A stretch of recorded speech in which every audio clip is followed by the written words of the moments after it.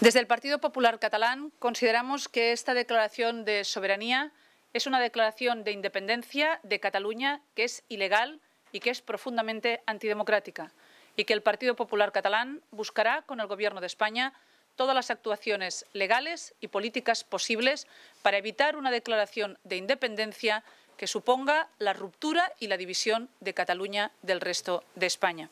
Este pacto que ha tenido el señor Duran con la Fiscalía reconoce que Unión Democrática se ha financiado ilegalmente y no puede decir el señor Duran que desconocía eso, porque con ese dinero se pagaron nóminas de trabajadores de Unión Democrática y eso tiene que estar sujeto a un control presupuestario del partido y no se puede hacer sin conocimiento de dónde venía ese dinero.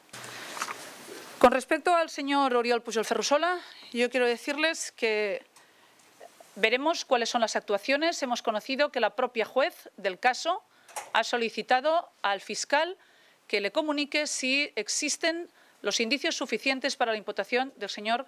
Oriol Pujol Ferrusola. Por tanto, ya estamos ante una actuación judicial que solicita a la Fiscalía de manera formal que le traslade si hay suficientes indicios para imputar al señor Oriol Ferrusola.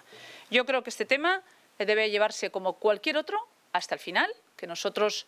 valoraremos si se produce o no la imputación, pero desde luego estamos viendo cómo Convergencia Democrática está bajo un caso gravísimo de corrupción, como es el cas Palau, y Unión Democrática ha reconocido que se ha financiado ilegalmente. Por tanto, estamos en un proceso de decadencia judicial, de Convergencia y de Unión Democrática, en el que estamos viendo que sus actuaciones políticas